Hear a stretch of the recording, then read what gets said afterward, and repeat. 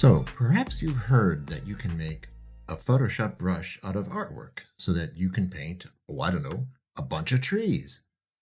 Well, you can. You have to find the image that you want to use. Then you should probably try to isolate the thing that should be the brush by using your retouching tools to get rid of distracting elements and maybe even some blemishes that would compete. And then make a contrast adjustment that would make the opaque parts of the brush, or the things that should be opaque, black, and then the rest white, which will disappear and not even be part of the brush. And now you have a high contrast version that you can turn into a brush. And now that I have my pretty little tree isolated, and if you don't have your artwork completely isolated, you can always make a selection to try to exclude anything else. Just make sure that anything in there, any paper texture is now white. And then the rest is pretty easy. You go to the Edit menu, and about 2/3 of the way down, you'll see Define Brush Preset, which are now known as brushes. And it'll also make a nice brush tip, which looks like our artwork.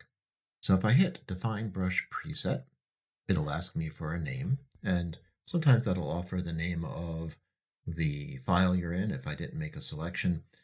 Here I'm just going to say nice little tree. Yeah, sorry for the loud keyboard. It makes me stay awake. Now I have a brush preset. You're like, well, where is it? Good question.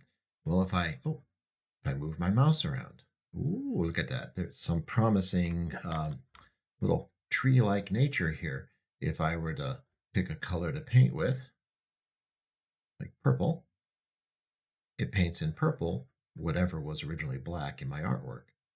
If I paint with a light lavender, that's what I get instead. So pretty cool. Everything white is gone, only the black stuff remains. Now, there are some other options you might want to toy with. I mean, as far as it goes, that's pretty much the bulk of it as far as making the thing. But fine-tuning it is another matter. If I go to the brushes panel, that's, again, brush presets. And I go down towards the bottom somewhere, and there's my nice little tree. There's the brush. But I want to show you a different panel, brush settings, which I located over here because sometimes I like to see the brushes, that is brush presets, and the brush settings simultaneously. It's over here. I'm going to close the brushes panel for the moment. And there you can clearly see my brush. Well, I know, no. But if you go up to the top here where it says brush tip shape here at the brush settings panel, you notice there's a spacing slider, and I can give more space to each tip. And that gives me the ability to see them one at a time. There's also a size slider here, but I'm more fond of using the bracket keys on the keyboard, which work with any brush or any brush in Photoshop. That is, with any tool that uses any brush in Photoshop. And so if I paint across here, whatever color I happen to have, that is what I'm going to see. Now I have a nice row of trees. Really cool. And then there are other dynamics we can engage. For example, there's shape dynamics, so I can vary the size from tip to tip. Maybe the angle a tiny amount. A little goes a long way there, so maybe just like 1%. So a little bit of a tip here and there. I can flip them randomly, horizontally and or vertically, but I'm not going to do that because that's going to mess up the light cues. There's also scattering, so that I can actually make a forest from these little trees. Although if I increase the scattering too much, they get too spread out, but I can easily increase the count here, and going to 2 simply doubles the number of trees. That might be a little much, we'll see.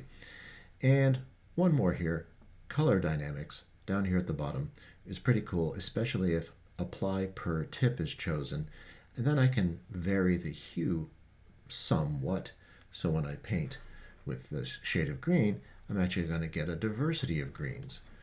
And, as you can see, a diversity of sizes and positions because of those dynamics. I love messing with my brushes.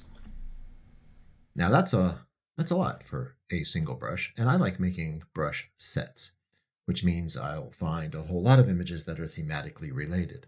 Let me look at my brushes here, my saved brush presets, and I have one here called Old Map Graphics. And so I did this process for a whole lot of pieces of Well, old maps. I bet you didn't see that coming. So, for example, if I want a mountain, I can have a mountain. If I want a little village somewhere, find settlements. I got some settlements I can throw in here. Well, look, I put a settlement at the foot of the mountain. Isn't that nice? Maybe a smaller settlement over here on this side. And of course, what we need absolutely in here is more trees. We've got lots of trees. And if I go up high, high, high, we have creatures. And there's a nice little bunny. Now, any tool at all that uses a brush metaphor can use one of these brush presets. So if I wanted to say, I don't know, erase part of this, like that edge is a little rough right there. So if I hit the letter E, I now have an eraser, and it is using a custom brush I made as well. And so if I went in there and I started, I'm going to kill that poor little town. So sorry. There we go. Town's gone. I can kind of erase in a way that looks like a engraving pattern, which I'm very fond of. And so I can kind of chisel away, and it still looks more or less like an engraving. So you can build these presets both for the brush tool and any other tool that uses a brush metaphor. Now, I like using these, as I mentioned, for maps and the like. Take, for example, this one. Well, it's kind of a cheesy map, but I wanted to make graphics to cover a lot of ground because I have friends who write fantasy novels. Maybe you know someone yourself. And so I built these. And it took some time. But as you know now how to do it yourself. If you can find the graphics and make sure they're of a sufficient resolution, you can capture them and make your own brushes quite easily. Though it's easy, it still takes time. Oh, one tip. If you do have lots of brushes, I would recommend going to the brushes panel menu and telling it to show the brush tip and or brush stroke. You can choose both or neither. I like to see the tip here, so I don't have to struggle to recognize from the brush stroke what the tip is actually like. And when I just paint, I can just paint more sea creatures in there at will. That's pretty fun. If you like old map graphics and you have trouble finding a map of sufficient resolution from which to derive your own brush set, feel free to head on over to Luminous Works resources page. Our resources page has a number of things. We have some templates that we sell at a reasonable price, as well as that brush preset set. And we also have plenty of things for free. Lots of tips, tricks, tutorials, resources, recommended books, and the like.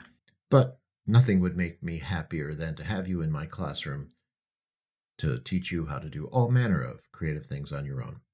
I'm Steve Laskovich of Luminous Works, and I hope you have a great day.